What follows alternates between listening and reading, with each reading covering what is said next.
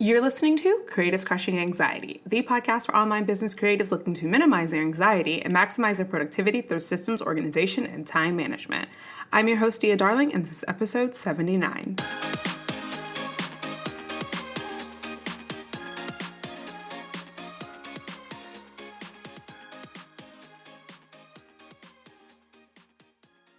Hello. Now, as you know, this podcast is all about sharing ideas, theories, and just tips and tricks to help you live a more enjoyable life as a business owner, to help you prevent anxiety and just things that can really just improve the way that you're living and working so that you can have the best business and the best life.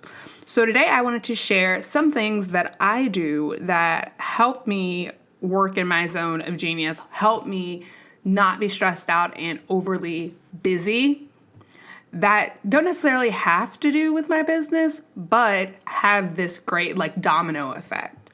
So the first thing on the list is I order my groceries.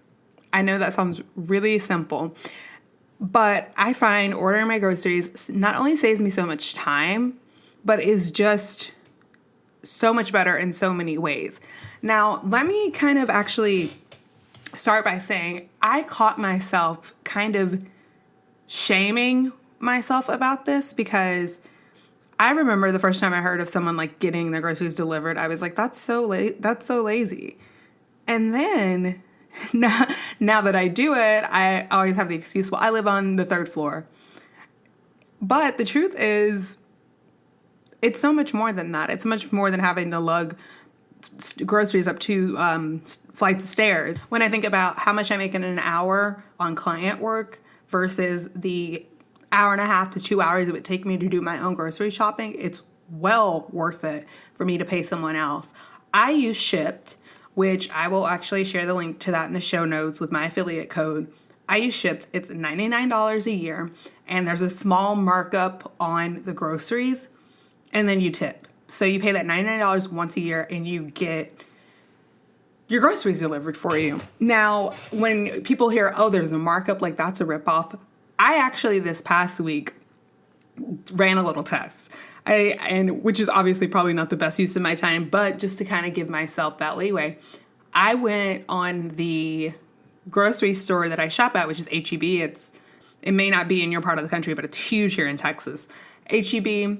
I went to their website and I went to Shipt, and everything that was in my Shipt cart I found in the H-E-B online order, and it was about a $7 difference total of all the things I had ordered, a $7 increase, but on Shipt versus H-E-B, so it's $7 more to use Shipt. But on top of that, I still had to pay the delivery fee if I was going to use H-E-B. So that would actually be about a $2 increase versus to use Shipt over H-E-B once I added in that fee of the $5 for the delivery. And this is both without the tip. And I just thought, my time is worth more than $2 or $7. And this may or may not work for you. I think it just depends on the type of shopper that you are. But when I go online and buy my groceries, I usually have the list that I add to once I realize I'm out of something. I grab that, open the website, put the things into my cart, and usually stick to just those things. I sometimes will go look to see what's on sale and if it's anything that makes sense to buy. But I find that I also spend less when I shop online than if I were to go in the store, because there's so many things there in real time that you see that can really just draw you in. So the way that this helps me in my business is, first of all, I am saving precious time, because it's not just the going to the store. It's literally you have to go to the store, you have to be at the store, you have to wait in line, you have to check out, you have to lug everything into your home.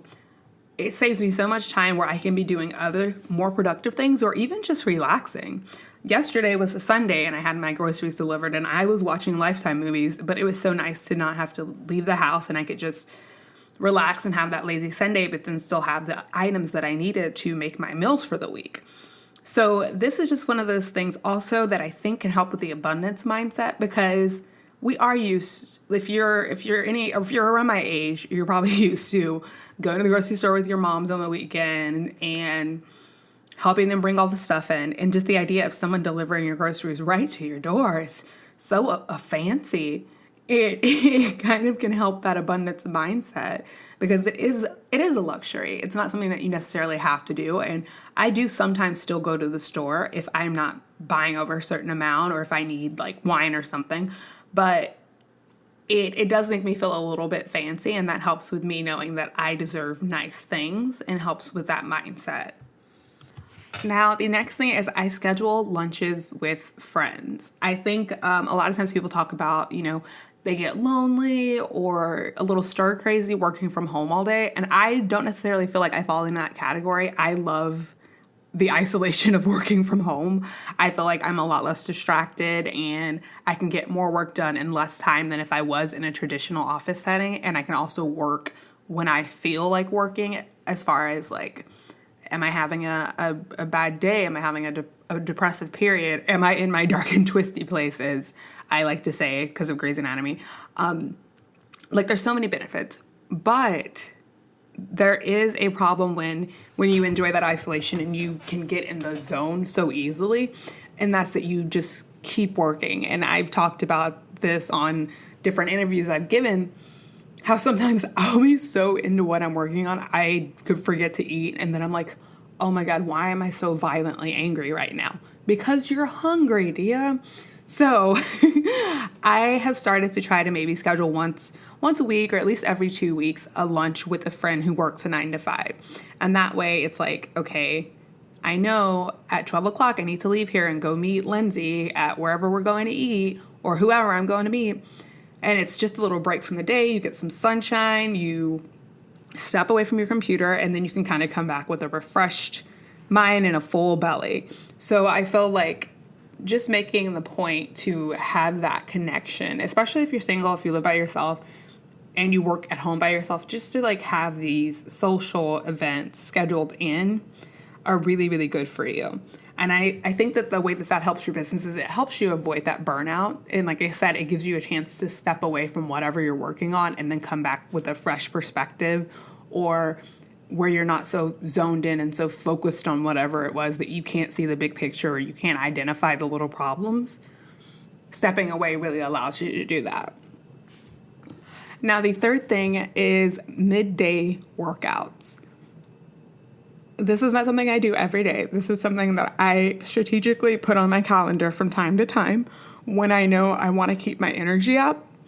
And just taking, 45 minutes to an hour to go do like a 30-minute workout, come back, stretch, shower, make a post-workout smoothie, and then get back to work. It gives you the endorphins and it boosts your energy, so it can kind of taper off some of that sluggishness.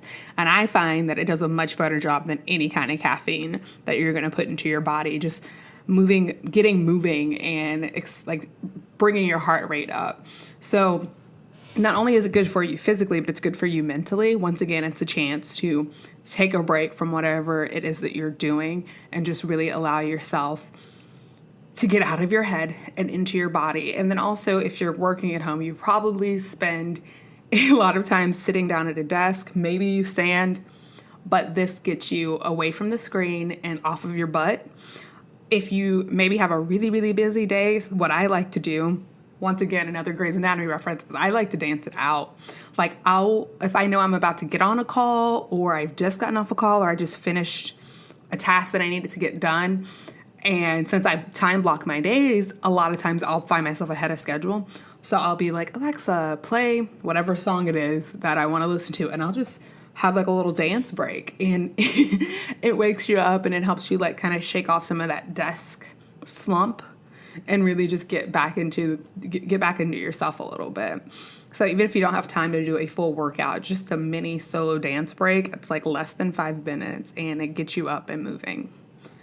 And the last thing is personal development books. Now, as we discussed on the episode with Meg Baker, that entrepreneurship is a deep dive into personal development. And I find the more that I deal with my personal demons and my BS and all the mindset things that hold me back in life, the better I do in business. Because even if you're thinking, how in the world does my dad leaving when I was 5 affect how much money I'm making? And then you really dive into it and it's like, oh crap, I have a low worth because I didn't feel worthy then, and I've held on to that my whole life, and that's why I attract customers who don't want to pay me what I'm worth. That's just an example. But when you actually stop and really dive into who you are, why you do the things that you do, what are the stories you're telling yourself, then you open up the door for so much more success and so much more happiness. So I definitely think everyone should be on some sort of path of personal development and self-discovery, be that through reading books, be that through therapy, however you go about it. I think everybody's journey is a little bit different, but I think that can help you in so many areas, including business. A few books that I definitely would recommend for personal development is The Big Leap by Gay Hendricks. This book totally changed my life. It really, really opened my eyes to some of the things that I have been struggling with like my entire life. And it's actually a book that I revisit often. Typically when I travel, I like to, have a couple of audiobooks like set up on my phone for the plane ride or the drive or whatever. And if I get to the point where if I'm on a plane ride and I know I'm gonna fall asleep, like this last trip I took to LA, I had really early flights. So what I would do is play the beginning of turn on The Big Leap by Gay Hendricks and listen to it until I fall asleep, or if I'm in a hotel room and sometimes you're not used to noises in a different space, I'll turn this on and listen to it until I fall asleep. And so I'm not listening to it in completion every time, but I am revisiting the content. Another one is The Universe Has Your Back, and that's by Gabrielle Bernstein. It is such a good book. Probably my favorite book that I've read of hers. I obviously haven't heard her new one, Super Attractor, yet, but it just really, really allows you to stand in your ownership of the things that happen in your life and understand that things are there to work out in your good. Another one would be Abundance Now by Lisa Nichols, who actually is a client of mine, and she is such a shining example of how your past and the things that have happened to you don't necessarily decide who you are or where you go. You decide who you are or who you become and where you go in life and the things that you can accomplish, and that you can accomplish greatness. And finally, what kind of personal development list would this be without You Are a Badass by Jensen Saro? Both of her books, You're a Badass and You're a Badass at Making Money, are so good and so raw and so real. And it's so funny because she sounds very woo-woo, but then she also sounds like she would never buy into the woo-woo stuff because she is kind of like this rocker chick and so unapologetic and so hilarious. But I will share links to all of these books in the show notes if you want to check any of them out. I highly recommend any of them. But that is going to be it for today. So just to recap, the 4 things that I do in my life to help me improve my business is I order my groceries online, I schedule lunch dates with friends, I have midday workout sessions / dance parties, and I read personal development books and act on those books as well. I do want to make a note that you can't just read it and not change anything.